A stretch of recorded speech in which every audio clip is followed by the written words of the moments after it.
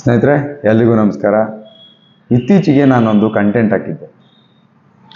Gas price ಪಂಚರಾಜ್ಯ ಚುನಾವಣೆ ಬಳಿಕ ಜಾಸ್ತಿ ಮಾಡೇ ಮಾಡ್ತಾರೆ, ಆಡಳಿತದಲ್ಲಿ ರಾಜಕೀಯ ಹಸ್ತಕ್ಷೇಪ ಅಂತಾರೆ ಇದನ್ನ. ನೀವು ಅಂಧ ಭಕ್ತರಾಗಿರಿ, ನೀವು ಗುಲಾಮ್ರಾಗಿರಿ, ನಾನಂತೂ ನಾಗರಿಕರ ಪರ, ಅಂದರೆ ನಾನೊಬ್ಬ ನಾಗರಿಕ. ಸೊ ಆದ್ದರಿಂದ ಸರಿಯಾದ ರೀತಿ ಆಯ್ಕೆ ನಮ್ಮದಾಗಿರಬೇಕು. ಮತ ಚಲಾವಣೆ ಮಾಡೋದಕ್ಕೆ ಮುಂಚೆ ಹೇಗಿದ್ರು ಒಂದು ಬೆರಳನ್ನ ಇಟ್ಟು ಮತ ಚಲಾಯಿಸ್ತೀವಿ, ಅಂದರೆ ಎಬ್ಬೆಡ್ ಥರ. 75-76 ಇಯರ್ಸಿಂದನೂ ವಿ ಆರ್ ಮೇಕಿಂಗ್ ಲೈಕ್ ಎಬ್ಬೆಡ್ಸ್. ಇನ್ನು ಮುಂದಾದ್ರೂ ಪ್ರತಿಯೊಬ್ಬ ಪ್ರಜೆ ಮತ ಒತ್ತಕ್ಕೆ ಮುಂಚೆ ಜಾಗೃತರಾಗಿ ದಯಮಾಡಿ. ನೋಡಿ, ಎಷ್ಟು ಒಂದು ಗ್ಯಾಸ್ ಸಿಲಿಂಡರ್ ಬೆಲೆ 900 ರೂಪಾಯಿ ಜಾಸ್ತಿ ಮಾಡಿದ್ದಾರೆ. 993. ಇನ್ನೊಂದು 7 ರೂಪಾಯಿ ಹಾಕಿದರೆ 1000 ರೂಪಾಯಿ ಫಿಕ್ಸು. ಏಕೆಂದರೆ 1000 ರೂಪಾಯಿ ಒಂದೇ ಸತಿ ಜಾಸ್ತಿ ಅಂತ ಹೇಳ್ಕೊಂಬಾರ್ದಲ್ಲ ಸರ್ಕಾರದಿಂದ. ಅದರಲ್ಲಿ ಈ ಪೇಪರಲ್ಲೂ ಹೆಡ್ಲೈನ್ ಬೇರೆ ನಮ್ಮ ಘನವೆತ್ತ ಸರ್ಕಾರದ ಹೋಮ್ ಮಿನಿಸ್ಟರ್ ಇದ್ದಾರೆ. ಇರಲಿ, ಆದರೆ ಡೋಂಟ್ ವರಿ, ಹೋಟೆಲ್ನವ್ರಿಗೇನು ಸಮಸ್ಯೆ ಆಗಲ್ಲ. ಈ ಪ್ರೈಸ್ ಹೈಕ್ ಆಗೋದು ಹೋಟೆಲ್ನವ್ರಿಗೆ 1 ರೂಪಾಯಿ ಲಾಸ್ ಇಲ್ಲ. ಅವರಿಗೆ ಸಪ್ಲೈ ಇಲ್ಲದೆ ಹೋದಾಗ ಸಮಸ್ಯೆ ಆಗ್ತಿತ್ತು. ಇವಾಗ ಸ್ವಲ್ಪ ಸಪ್ಲೈ ಪರ್ಸೆಂಟೇಜ್ ವಾರು ಪರವಾಗಿಲ್ಲ, ಪ್ರಾಬ್ಲಮ್ ಕಮ್ಮಿ ಆಗಿದೆ. We agree to the government of India.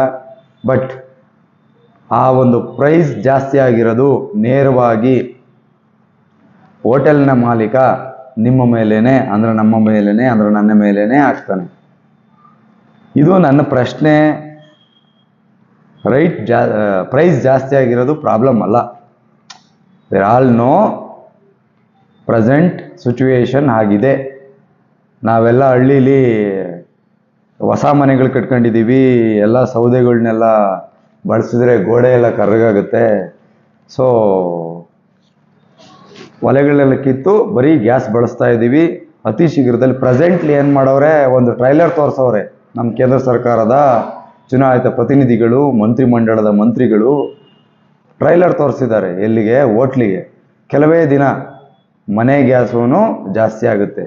Just ನೋಡಿ, ನೆನ್ನೆನೋ ಮನೆನೋ ಪಶ್ಚಿಮ ಬಂಗಾಳ ಎಲೆಕ್ಷನ್ ಮುಗೀತು, ಪ್ಲೇ ಮಾಡಿದರು.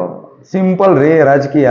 ಏನು ಜಾಸ್ತಿ ಏನು ತರೋಲಿ ಒಂದು ರಾಜಕಾರಣ ಮಾಡಬೇಕು ಅಂದರೆ ಅಲ್ಲಿ ಇವ್ರುಗಳೇನು ಮಾಡ್ತಿರಲ್ಲ ಬಿಡಿ, ಇವ್ರುಗಳಿಗೇನು ಗೊತ್ತಾಗಲ್ಲ. ಇವ್ರಿಗೆಲ್ಲ ಬರೀ ಇದೇನು ಬರುತ್ತೆ ಅಂತ ಮಾತ್ರ ನೋಡ್ತಾ ಇರ್ತಾರೆ.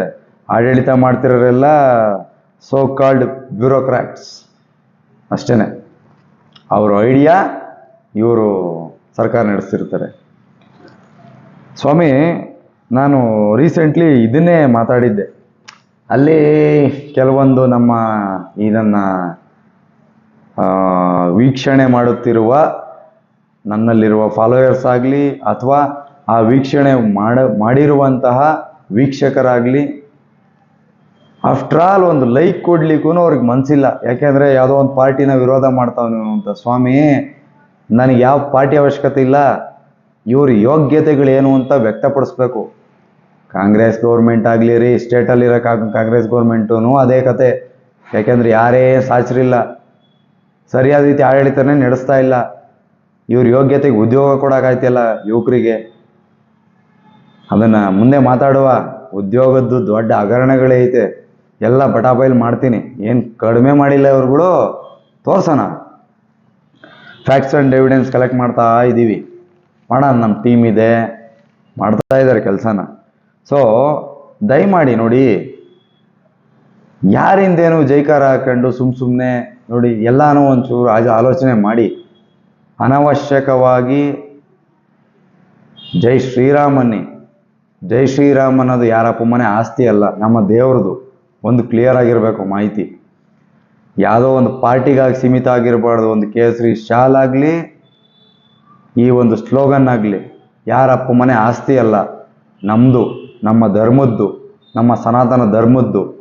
ಆ ಒಂದು ಹೆಸರು ಹೇಳ್ಕೊಂಡು ರಾಜಕೀಯ ಮಾಡ್ಕೊಂಡು ಬೆಳೆದಿರೋರು ಬೇಕಾದಷ್ಟು ಇದ್ದಾರೆ. ಇರಲಿ, ಮಾಡಲಿ ರೀ. ಏನೋ ಯಾವುದೋ ಒಂದು ಅಜೆಂಡದ ಮೇಲೆ ರಾಜಕಾರಣ ಮಾಡಲಿ, ಸಮಸ್ಯೆ ಇಲ್ಲ. ರಾಜಕಾರಣನ ಆಡಳಿತದಲ್ಲಿ ಹಸ್ತಕ್ಷೇಪ ಮಾಡಬಾರದು. ಇದು ಸೈದ್ಧಾಂತಿಕ ನಿಲುವಲ್ಲ, ಇದು ನೈತಿಕತೆ ಅಲ್ಲ. ಯಾವುದೇ ಪಕ್ಷದ್ದಾಗಲಿ, ಪಕ್ಷನ ರೆಪ್ರೆಸೆಂಟ್ ಮಾಡುವ ಸರ್ಕಾರದ ಮಂತ್ರಿಮಂಡಲ ಆಗಲಿ, ಬಂಗಾಳದ ಅಥವಾ ಪಂಚರಾಜ್ಯದ ಈ ಚುನಾವಣೆಯನ್ನು ಮುಂದಿಟ್ಕೊಂಡು ಬಹಳ ಪ್ರಯತ್ನ ಮಾಡಿದರು, ಬಹಳ ಯೋಜನೆ ತರಲು ಪ್ರಯತ್ನ ಮಾಡಿದ್ರು. ಈಗ ಏಕರೂಪ ಸಂಹಿತೆ ತಳಕ್ಕೆ ಪ್ರಯತ್ನ ಮಾಡ್ತಾವ್ರೆ. ಸಂತೋಷ, ನಾವು ಒಪ್ಕೊಳ್ಳೋಣ, ಆಹ್ವಾನ ಮಾಡೋಣ. ಏಕರೂಪ ಅಂದರೆ ನಾವು ಯಾವಾಗಲೂ ರೆಡಿ. ಯಾಕೆಂದರೆ we are constitution started by V the people of India. So ನಾವಂತೂ ಸಪೋರ್ಟ್ ಮಾಡ್ತೀವಪ್ಪ. ಕೇಂದ್ರ ಸರ್ಕಾರಕ್ಕೆ ನನ್ನ ಕಡೆಯಿಂದ ಧನ್ಯವಾದ. ಮಾಡಲಿ, ಸಂತೋಷ.